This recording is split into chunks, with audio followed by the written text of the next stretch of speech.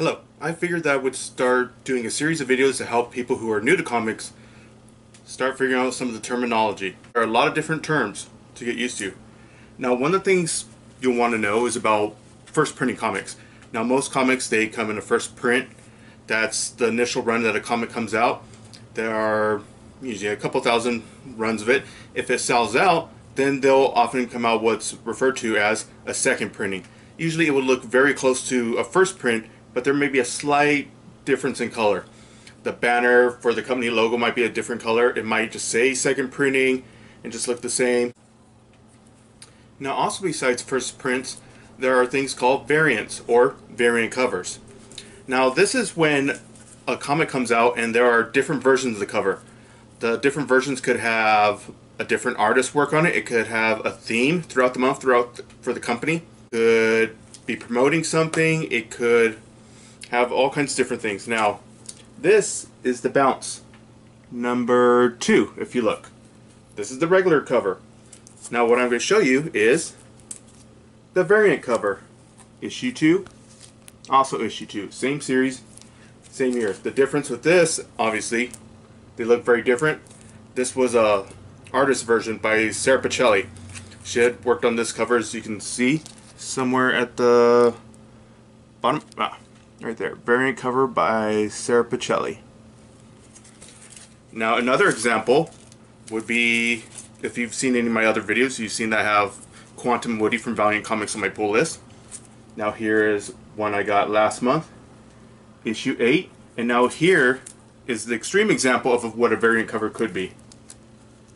Now, this is a throwback to the 90s. You can see this is what's called a foil cover.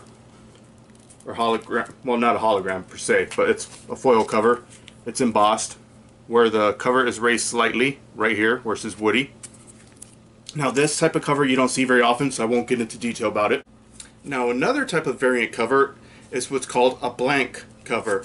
Usually these covers are all white, and they just have the name of the comic, the logo, and all that, and they're like this. Usually they're made of a special type of paper that's meant to be drawn on, to be sketched on. And if you've seen some of my other videos, you've seen some of those sketches. Some people use them to get signatures on them. And typically with these blank covers, once you open up the blank sleeve, the regular cover is right underneath. Now, there is one more cover I'm going to talk about, but I don't have an example to show you. It's what's called a virgin cover. Now, that is where it has the art of the comic and it doesn't have anything else. It may not have the barcode at the bottom, none of the numbering. It may not have the company logo, nothing. Just the art and perhaps the artist's name, and that's it. Some people. Now, there is another thing when buying comics that sometimes you occasionally come across. It will be a comic that is polybagged, where it comes enclosed in a already sealed case. Usually it's for a comic that may come with a free poster, or there may be a cover that may be gory or risque, so they have a little plastic cover to cover it. Now, there are also another type of comic covers, which I will get into real quick right now. It's called exclusives. Now, they may be exclusive to certain places, like if you're going to San Diego Comic-Con, WonderCon, or any other major con, there may be a comic cover that you can only buy there for the initial purchase. Now, I'm not talking about resale or if you get it on eBay or anything else. Other companies do this, like TFAW, Previews, a company where people pre-order comics and different supplies, Midtown Comics in New York, and in different subscription services like Loot Crate. Now, if you see here, this is a Loot Crate exclusive. I got this in one of my Loot Crates about a year ago, and as you can see, it's polybagged, like I just talked about earlier. Storing your comics, there are a few options you have. First, we're going to talk about when you're actually putting the comic inside something to protect it.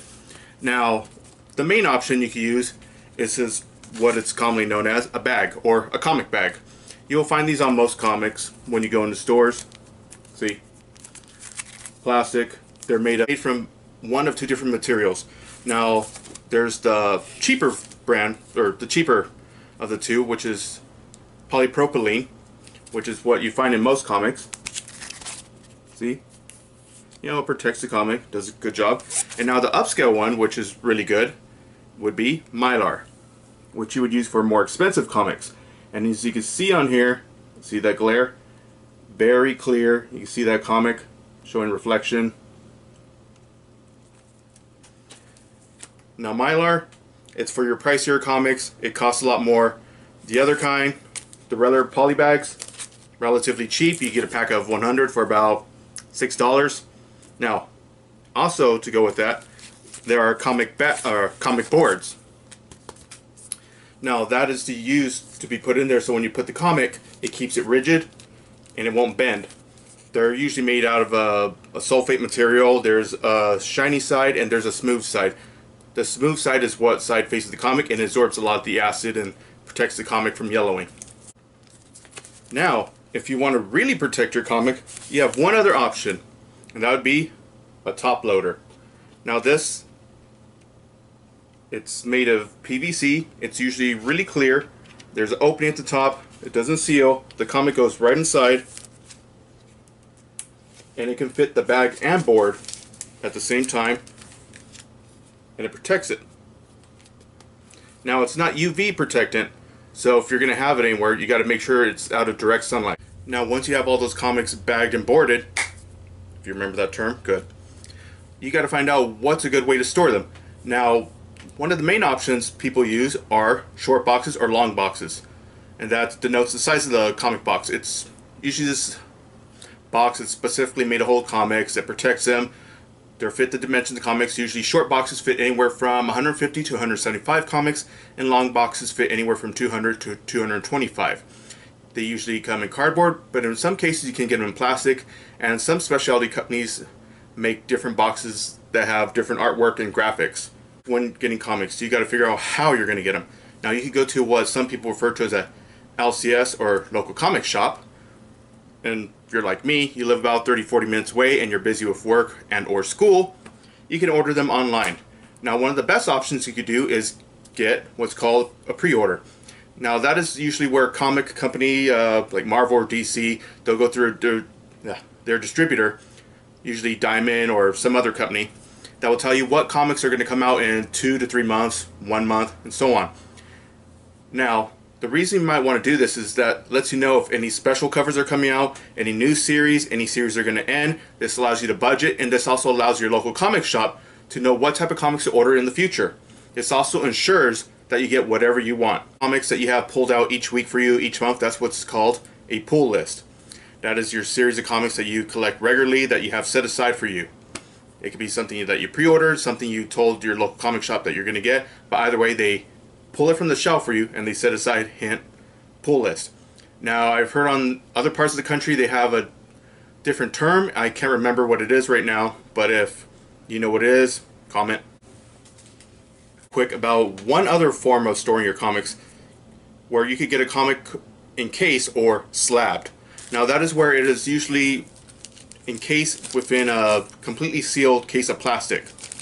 Now usually the way this is done is you go through what's called a grading company, CGC or CBCS, and to a lesser extent PGX, where they will grade your comic or go through it and tell you on a scale of 1 to 10, with 1 being very poor and 10 being mint or perfect condition or really good condition. They will look for different things like tears, wrinkles, misplaced staples, discoloration, a variety of things. And they will professionally grade these comics for you, usually for a fee. And this is an example of a graded comic with a grade there of 8.5. So you can see this is an older comic and it is in what's called a slab. This, I cannot open it. If I open it, the grade is no longer valid. See, it is completely sealed. As you can see here, I believe. Another thing you could get if you collect comics and you decide to get signatures is you get what's called a remark. A remark is a very small, quick little sketch that's done on a comic, usually making a little comment. Now it's right here. Here's the one I got, made out to me.